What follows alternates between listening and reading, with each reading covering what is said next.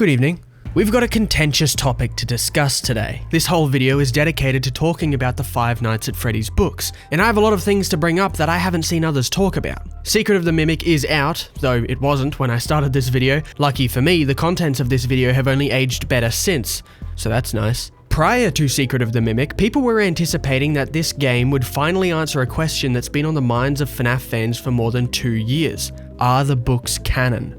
Do their events take place in the same continuity as the beloved games do? Now, in case you missed my last video on Secret of the Mimic, let me quickly get you familiar with a word I'll be using in place of canon. Congruent, meaning in agreement or harmony. As we go through this video, the question we are to answer more specifically is, are the books congruent with the games? Do their events take place within the same continuity as the games? The prime continuity, if you will. Do they fit like two puzzle pieces, or do they belong to separate puzzles? This conversation has been going on longer than the Tales from the Pizzaplex books have existed, although that series is where the debate exploded. The initial spark for this debate begins with the release of the Fazbear Frights anthology series in 2019. Back then, most people agreed that the lore relevance these books had were as parallels to the story told in the games, as opposed to being designed to fit with them. And that made sense. It added so many new stories, so many new characters, and some of the most outlandish concepts in the series come from these books. From Fazgoo to sea bonnies to the plot of In the Flesh. Point is, these stories were so crazy at times, so absurd that it made no sense to include them as part of the prime continuity. They were modern day Goosebumps stories that happened to take place within the Five Nights at Freddy's universe. Separating the stories enabled them to be more creative because they weren't being forced to fit within the complex bounds of the prime continuity. Hence Fazgoo. But some people were inclined to argue these stories mattered more than that. After all, what Scott Cawthon, the man himself, said about them before they were released seemed to suggest that was true. This series will launch with 5 books, each containing 3 different short stories with unique characters and plotlines, some connected directly to the games and some not. Now, if you're a member of the book club, someone who is on the side of these books being congruent with the prime continuity, then this is a slam dunk. And it can be hard to argue that a direct connection doesn't mean congruence. But let's pay attention to this specific part of the quote. Some connected, some not. Some of these stories might be congruent, but some of them aren't. So he left it up to us to figure that out. Are most of these stories connected to the prime continuity, or only some? Many of the stories in Fazbear Frights are connected to each other through the epilogues at the end of each volume, which all tell one cohesive story that references events from the other short stories in the series. In fact, most of the stories are connected through these epilogues. So that's what we have to work out. There's this main story Fazbear Frights follows, which encompasses almost all of the short stories that make it up, a continuity between all of these books. But we have to find out if this fits with the prime continuity, or does it belong to its own continuity, a hypothetical storybook continuity. So, we're looking for contradictions. A fairly good place for us to start is actually the very first story in this entire batch, Into the Pit. The story follows a boy named Oswald. He lives in a fairly poor neighborhood with his parents, and one day, while alone at Jeff's Pizza, he finds an old ball pit and decides to jump inside. When he emerges, he finds himself in the year 1985, back when Jeff's was Freddy's. He's traveled back in time. At one point, he witnesses the events that comprise the missing children incident, which is referenced in the FNaF 1 newspaper clippings. A man wearing a yellow rabbit costume has lured a group of kids into a back room and killed them in cold blood. That's the initial premise. Some more things happen with Oswald's dad being kidnapped, but it's not really important for what we're discussing. What is important is that an event that takes place within the prime continuity is explicitly depicted here. The missing children incident. The original tragedy. 5 kids go missing at a Freddy's and their bodies are never found, but security footage shows the man responsible luring them into a back room dressed in a mascot costume. So, we have a link, but immediately we've also found a contradiction. When Oswald steps into the room where the dead kids lie, the book describes there being half a dozen of them. That's 6. But in our prime continuity, it's only ever 5. The clippings in FNaF 1 report 5 missing kids. The Give Gifts, Give Life minigame in FNaF 2 depicts 5 dead kids. The ending minigame of FNaF 3 shows 5 kids' spirits appearing to scare William. Point is, it was always 5. So why does the book, and 5 years later the game adaptation of the book, show us 6? This is the nexus, where the contradictions begin, and trust me, they've only just begun. If you haven't worked it out by now, I've already made up my mind on that opening question. Are the books congruent with the prime continuity? No, I don't think so. If you haven't made up your mind on that question, I think I'll be able to convince you of my position by the close of this video. And if you're a member of the book club, let me try.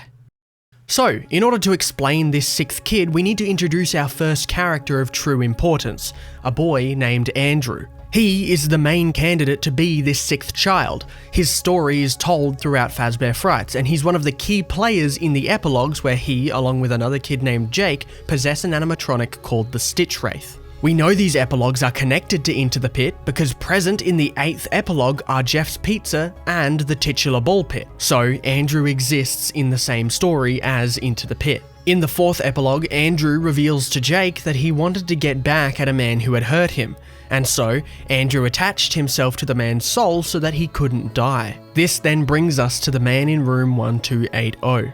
In that story, we're introduced to a man in absolutely critical condition who is under care in a hospital in room 1280. The interesting thing about this man is that he won't die. He looks like a corpse. His body is burned, his organs are exposed, and he has no eyes. However, an REM sleep monitor hooked up to him shows the man still has brain function, and he's experiencing constant nightmares. The nurses in the hospital end up believing that something evil is inside of him, keeping him alive, and so they decide to try and kill him. But when they attempt to do so, the spirit of a little boy with curly black hair stops them by force. That little boy is the spirit of Andrew, and it's keeping the man alive in a constant state of torture. And it's heavily implied that the man is William Afton. He has a connection to Fazbear Entertainment we learn about later, and his entire body is scorched, as if he endured being burned alive. Andrew was in some way hurt by William Afton, so in order to get back at him, he attached himself to Afton's soul in order to stop him from passing, at the same time putting him through mental torture.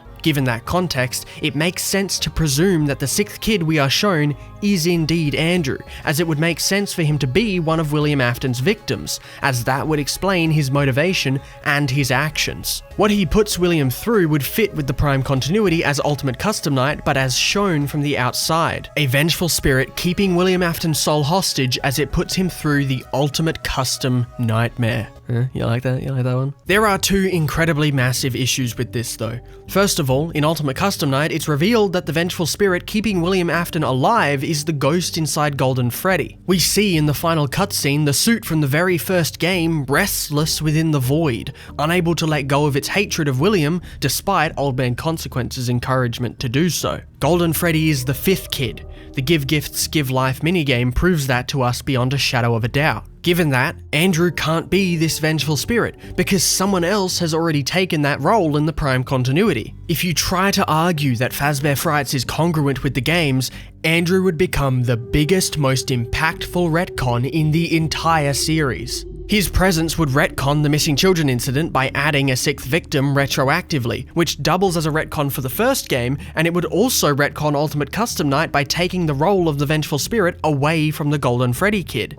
But Scott retcons things all the time. Don't start! Scott has talked about retcons in this series before in a Reddit post back in 2017, where he explicitly stated at the end of his post, "I'm certainly not retconning things at will. I have more respect for the community than that." I am inclined to take Scott at his word here, and any cynics who aren't shouldn't have any mind paid to their opinions, because they have clearly already given up on this series themselves. So no. Scott doesn't retcon things all the time. Unless there is a really solid, almost impossibly good explanation for Scott adding a sixth victim to the missing children incident, Fazbear Frights takes place within that hypothetical storybook continuity, and is not at all congruent with the games.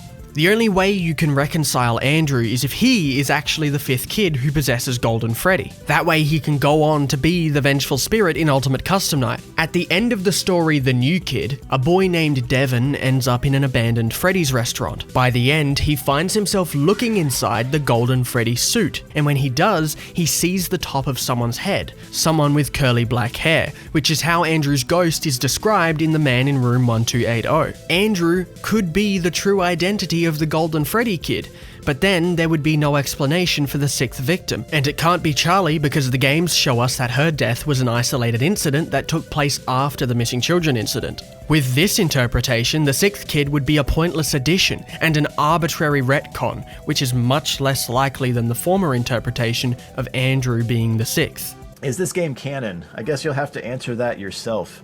Is it canon? Is it canon to something, but maybe not something else? I don't know.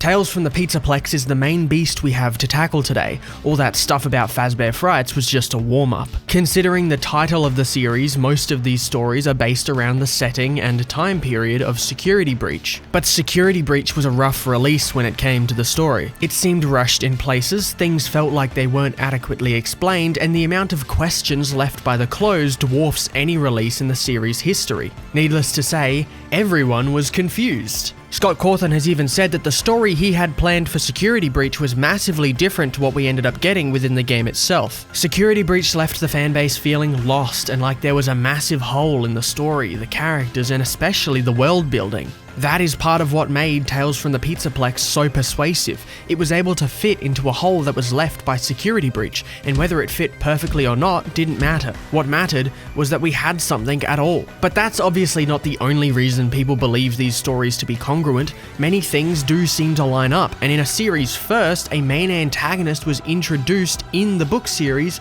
before then appearing in the games. Our favourite endoskeleton who just got his own game, the Mimic. Knowing whether or not this series belongs in the Prime continuity or the separate storybook continuity will actually be quite helpful for understanding the new game. So let's play ball. Right off the bat, Tales from the Pizzaplex features a silver heart locket in its first story, Frailty. This heart locket is an item exclusive to and taken straight out of Fazbear Frights from both a story titled To Be Beautiful and the later epilogues. The locket works in exactly the same way it's depicted in Fazbear Frights as well, implying that it's the same locket. So if you've decided that Fazbear Frights can't be congruent, Tales from the Pizzaplex begins by connecting itself to that series already. But we're just getting started, and hey, maybe that hasn't convinced you. That's okay. Some people don't buy this connection, despite it being an identical locket that works the same and is implied to originate from the same place.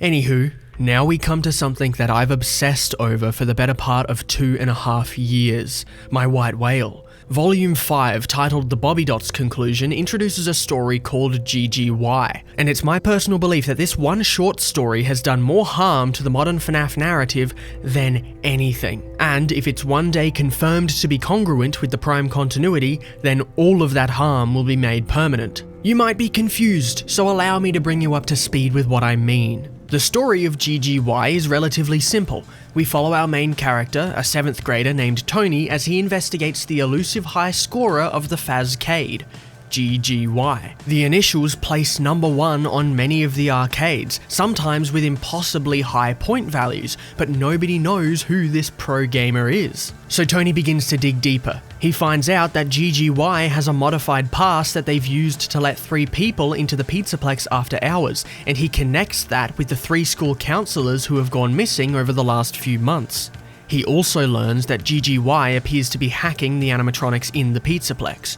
GGY is highly skilled and dangerous. He decides to turn his investigation into the topic of his group creative writing project. On the submission day for the project, his friend, one of the group members, changes the story to be unrecognizable from the investigative journalism Tony had done, which frustrates him. The line, "GGY was the wizard's most favored apprentice," seems to jump off the page. Tony is furious with his friend, Greg, who had changed his story so much. Greg later meets with him to apologize, offering to meet at the Pizzaplex after school to have some fun. And that is where it ends. The connections between this story and Security Breach are on the nose. After all, many of the arcades in Security Breach have GGY as their top scorer. The friend's name, Greg, is obviously shorthand for Gregory, who is the main character of Security Breach, and his actions as GGY seem to match those of the mysterious Patient 46 from the retro CDs. Someone with hacking skill who makes their therapists disappear when they begin to learn too much about what they're up to.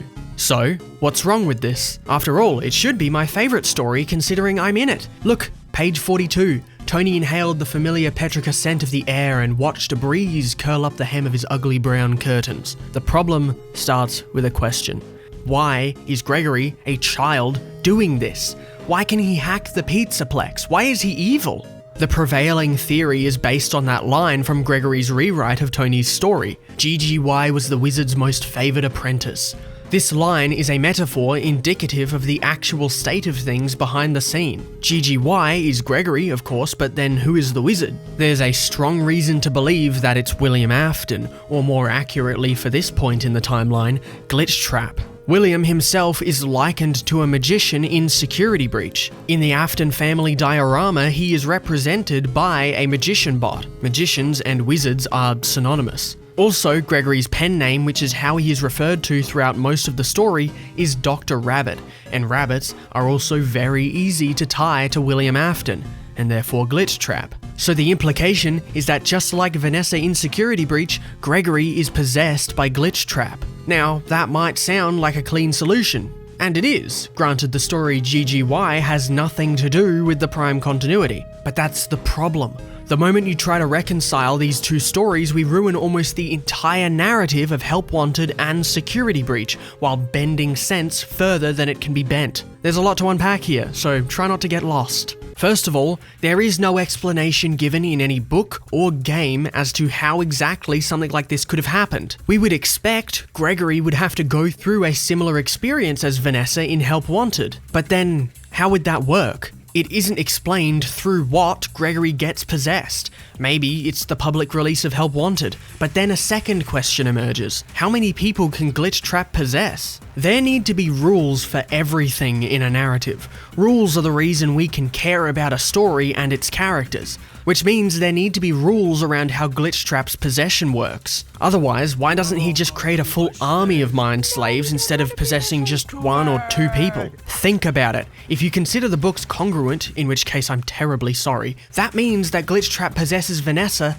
and then Gregory. But why stop there? Before Security Breach, Gregory manages to break free of Glitchtrap's control, and it's because of him that Vanessa is also freed. Why doesn't Patient 46 have the therapists become mind slaves like Vanessa instead of just killing them? I believe there are rules, and those rules necessitate that Glitchtrap can only possess one person at a time. Consider Help Wanted 2. This takes place after Vanessa is freed from his control. And what is he doing? Looking for another host. More importantly, he doesn't currently have one. He only goes for one after he no longer has control over Vanessa, implying that he can only inhabit one person at a time. But okay, let's entertain the idea that Gregory can and does get possessed at some point. He can't stay possessed for long because when we meet him in Security Breach, he shows no signs of possession at all. In the intro, he has no clue who Vanessa is, and later no clue who Vanny is, which if he's Patient 46 wouldn't make sense considering they were communicating with both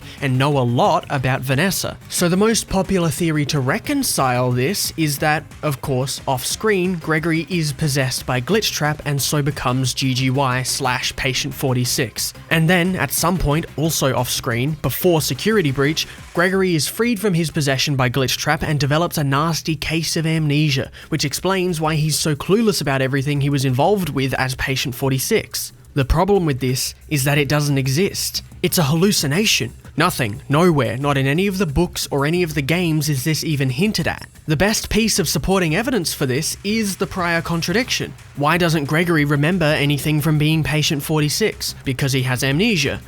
Okay, why does he have amnesia? Because he's Patient 46. This is circular logic, and it doesn't work. Another issue with this assumption is that Gregory can just be set free before Security Breach, as if it's some small detail in the plot that doesn't really matter. This taking place also has nothing to back it up. Just like with his theoretical possession, we should expect his dispossession would follow the same rules as Vanessa's in Security Breach, meaning Gregory would need some equivalent to Princess Quest 3. And I hear some of you book club members already pointing your fingers at the Balloon World arcade in the daycare loft, but allow me to illuminate you. First of all, no, this particle effect does not indicate that something spiritual happened with this arcade. The same particle effect appears in dozens of places throughout Ruin. So there's strike one. Secondly, Princess Quest 3 does not contain Vanessa's soul like some weird FNaF version of a Horcrux. We know this because the actual place where Vanessa's soul is kept is behind this large metal door, which shows up in both Help Wanted and Princess Quest 3, which heavily implies that this is a metaphysical location situated within FNaF's version of the spirit world, just like the Lake of Consequences, which shows up in FNaF World, Ultimate Custom Night, and Ruin. That's 2 strikes. And finally, regarding Balloon World as Gregory's equivalent to Princess Quest 3 flies in the face of what Balloon World was intended to be. The original plan for the Balloon World arcade was for it to be a stepping stone to unlocking Princess Quest 3 using the glitch that's found within. How do I know this? Well, we can start with the arcade conspiracy message that you find right next to the arcade itself. They're working together. The arcades. They are hiding something. The glitches. Glitch them all at the same time. Then the princess will recognize me. She's testing me. I am not yet worthy. The others are protecting it. This message is telling you that all the arcades house a glitch. Find them and you will be allowed to access Princess Quest 3. This follows a message by the same author where he's having trouble getting Princess Quest 3 to turn on. We can confirm this was planned to be the case because Balloon World still has its glitch, and even in the unfinished version of Chica's Feeding Frenzy, an identical purple glitch can be found under the map, which would have been used for the same purpose. The exact same glitch even shows up at the end of Princess Quest 2, and I can easily imagine that this one would have been the last step of the process, only appearing when the other 3 cabinets have also been glitched. The only reason this wasn't how things went was because Steel Wool had to cut it for lack of time. That's 3 strikes.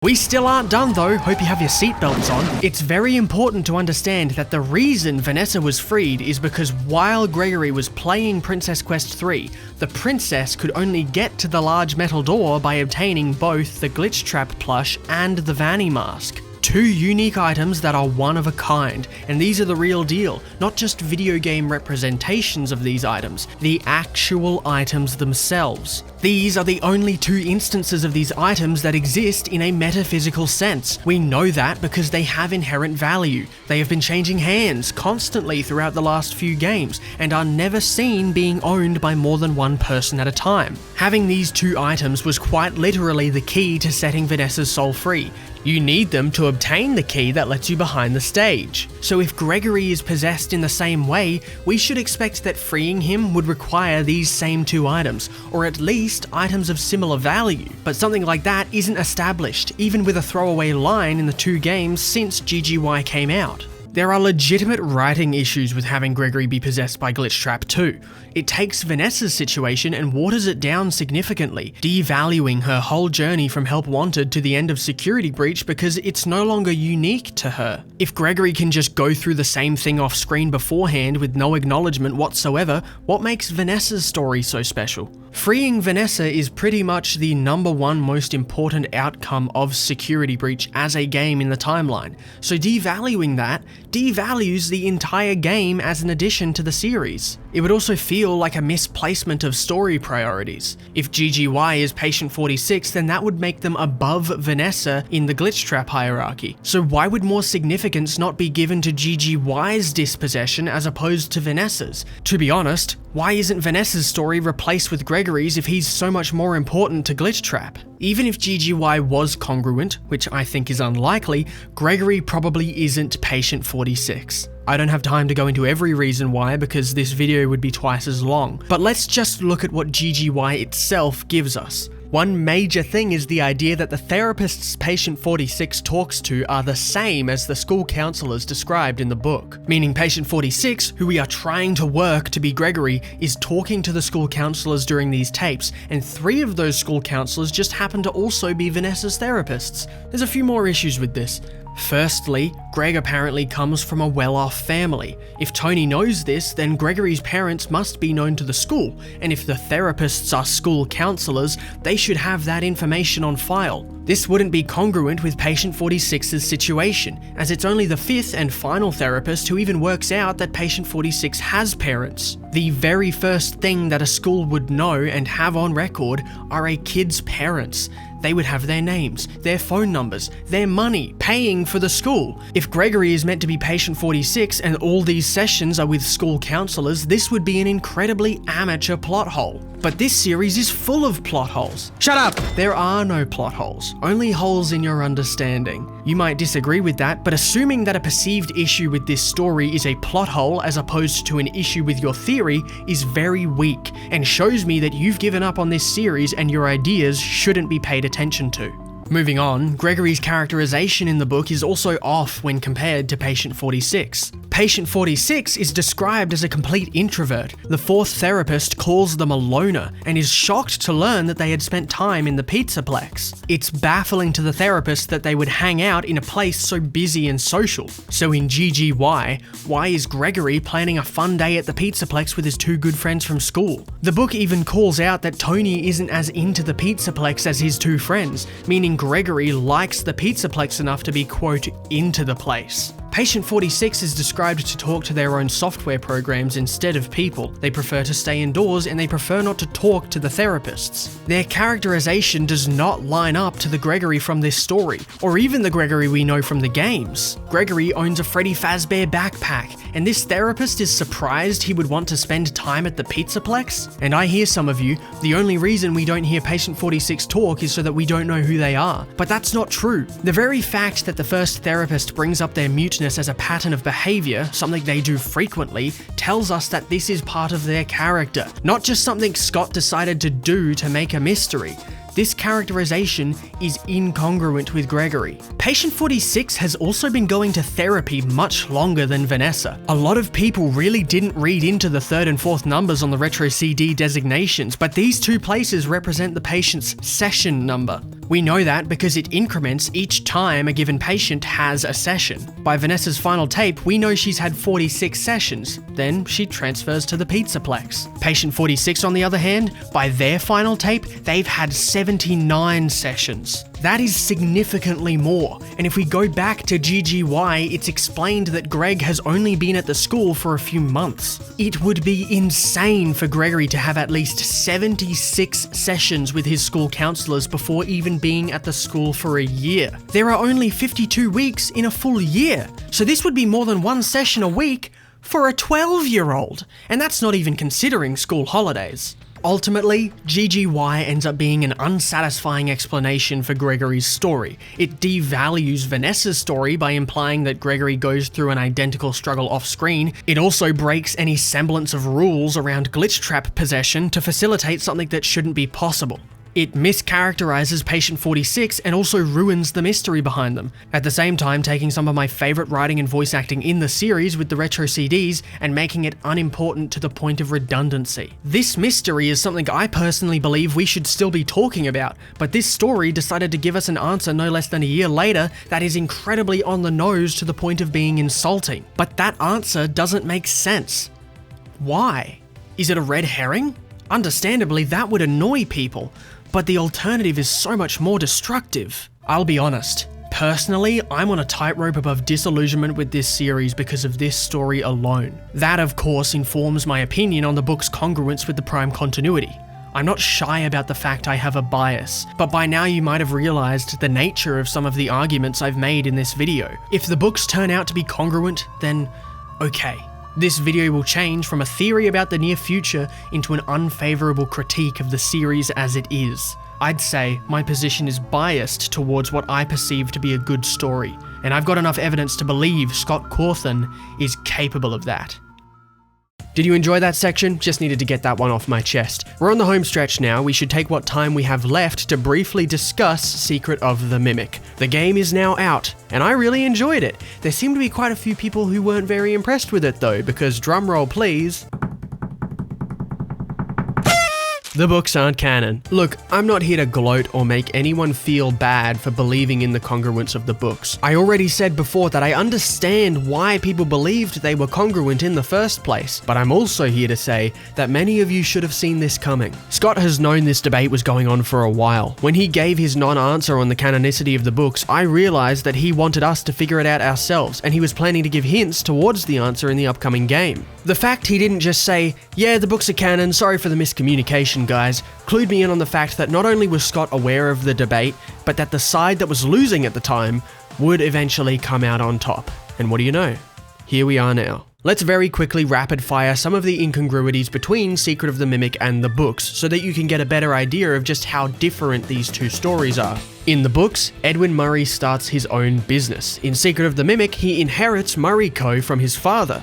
In the books, Edwin's company is tiny. He has no employees and it fails before it can get off the ground. In Secret of the Mimic, Murray's costume manor is incredibly successful at one point and with seemingly dozens of employees, maybe even hundreds. In the books, Edwin only builds one Mimic. In Secret of the Mimic, Edwin builds a second. In the books, Mimic 1, M1, is the violent machine. In Secret of the Mimic, it's Mimic 2, M2, who is violent. Edwin seemingly dies after being caught and trapped by M2, meaning he can't go on to be one of the board chairmen for the Pizzaplex in The Storyteller. And finally, the biggest incongruity, as if the others weren't already damning, in the books, Fiona, Edwin's wife, dies giving birth to their son David. In Secret of the Mimic, she dies after David's second birthday, in a fire accident at the Fall Fest. Even though I know it probably won't, all of this really should stop people from holding these books in such high regard, like they're Five Nights at Freddy's lore bibles, and that includes the Choose Your Own Adventures that we didn't touch on today.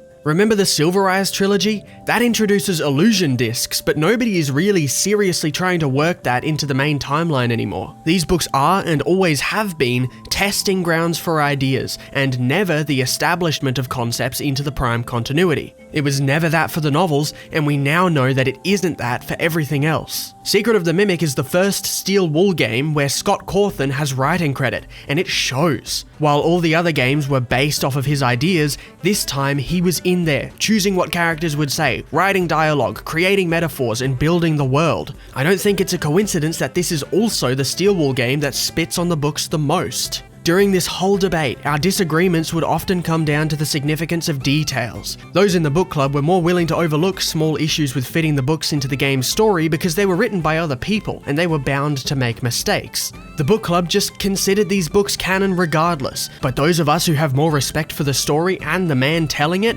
decided that wasn't good enough, and it would seem Scott Cawthon agrees.